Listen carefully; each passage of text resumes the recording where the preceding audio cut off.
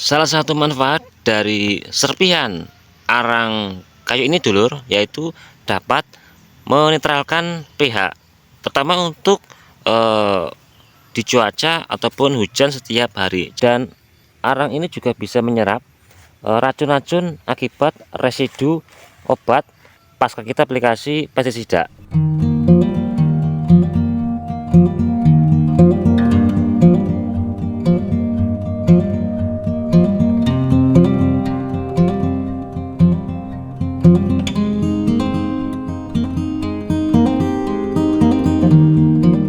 Assalamualaikum warahmatullahi wabarakatuh.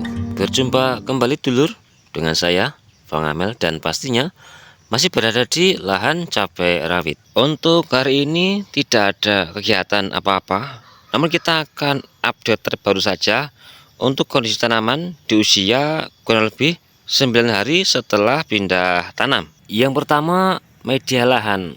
Karena dari awal tanam sampai hari ini dulur, itu hujan setiap malam, kadang sore ataupun siang, menyebabkan untuk kondisi media lahan itu lembab. Jadi dari awal tanam itu tidak pernah kering, dan ini sudah 9 HST kita tidak pernah yang namanya aplikasi penyiraman. Yang kedua, kondisi batang dulur.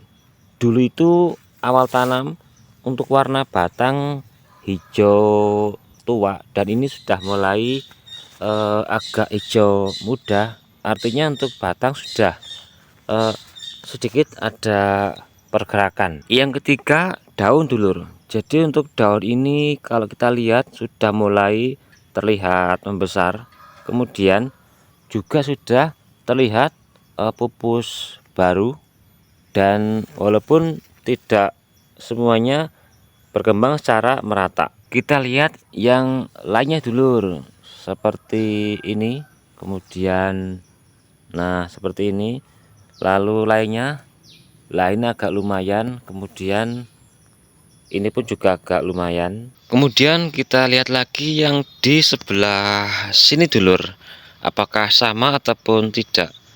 Kemungkinan hampir sama dulur. Jadi untuk tanaman ini di awal tanam kita menggunakan sistem yang namanya program akar dulu dan juga batang. Jadi aplikasi pupuk untuk awal tanam itu di 5 HST dan di besok 10 HST dengan menggunakan pupuk ultradap yang ditambah dengan boron kemudian asam amino. Itu untuk program pembentukan akar dan juga batang kemudian pupus. Jadi tidak fokus untuk pembesaran daun dulu. Jadi kalau kita cermati di lahan ini, untuk perkembangan tanamnya itu tidak begitu signifikan ataupun tidak begitu cepat. Namun kalau kita coba cabut dulu, ini kemungkinan besar akar sudah banyak dan sudah kokoh untuk batang. Berbeda halnya kalau awal tanam kita langsung aplikasi pupuk NPK berimbang. Itu biasanya untuk batang langsung besar, kemudian daun pun juga langsung lebar-lebar. Namun biasanya untuk akar masih sedikit. Itu kalau hujan setiap hari biasanya rawan yang namanya penyakit. Jadi dulur, ini kan 9 hari setelah pindah tanam, dan besok di 10 HST kita akan lakukan aplikasi pupuk kocor yang ketiga, yaitu dengan menggunakan sama di 5 HST ultradap, asam amino, boron, untuk menambah jumlah akar supaya lebih banyak, juga untuk menambah kokohnya batang, kemudian memaksimalkan pupus baru. Kita lihat lagi untuk yang berada di ujung sini dulur. Kalau tadi kan kita di sebelah sana, sekarang kita lihat yang di sebelah sini. Ini untuk penanaman itu paling terakhir, dan kebetulan untuk benih dulu agak kecil. Kemudian ini dulur, karena hujan setiap malam dengan intensitas tinggi, kita mencoba menambahkan ini dulur, serpihan arang kayu yang kita tabur di masing-masing lubang tanam. Ini semuanya dulur seperti ini.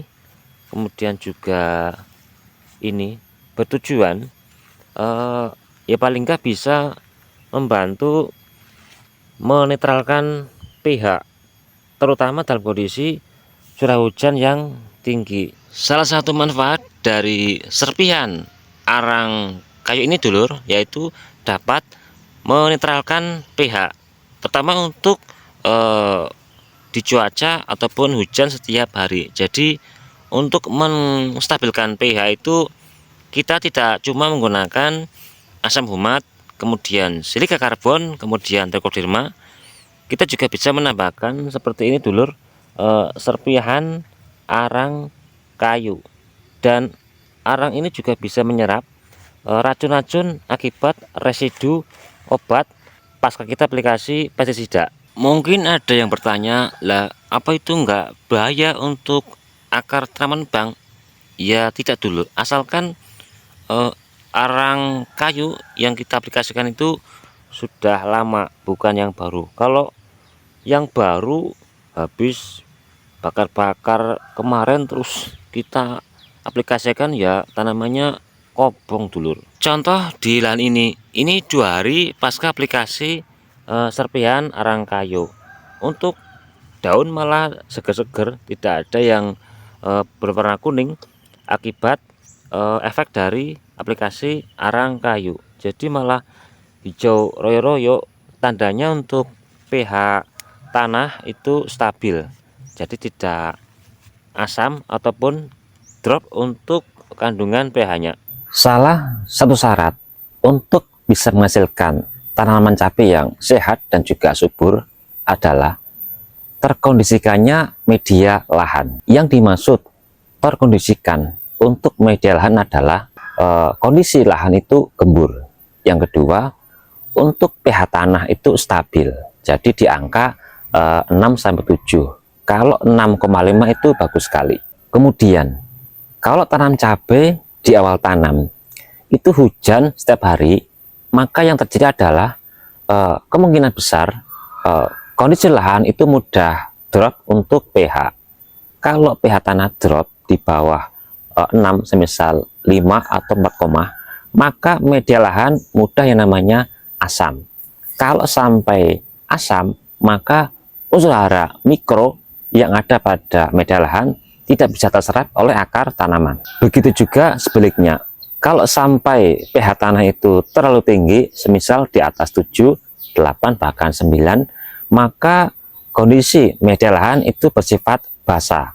Kalau media lahan basah, maka unsur hara makro seperti nitrogen, fosfat, dan juga kalium tidak bisa terserap maksimal oleh akar tanaman. Nah, jadi seperti ini dulur. Jadi, kalau unsur hara mikro tidak bisa terserap oleh akar tanaman, maka akan berakibat daun itu mudah kuning.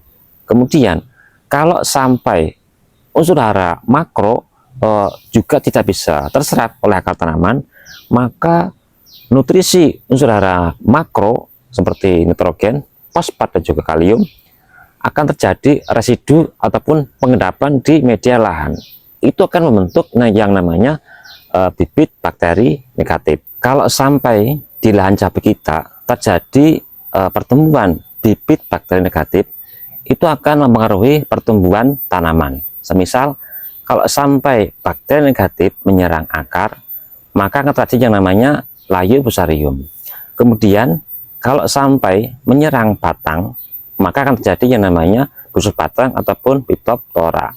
Dan bahkan kalau sampai menyerang di masa pembuahan, maka akan terjadi yang namanya patek ataupun antraknosa. Jadi dulur, kondisi pH yang stabil sangat dibutuhkan untuk tanaman cabai kita, baik di masa pertumbuhan ataupun di masa pembuahan. Dan karenanya aplikasi asam humat, kemudian silika karbon, kemudian trichoderma, dan kita bisa tambahkan serpihan arang kayu sangat bermanfaat untuk lahan kita, terutama di musim penghujan seperti ini, sehingga kondisi pH lahan kita akan tetap stabil di angka 6,5.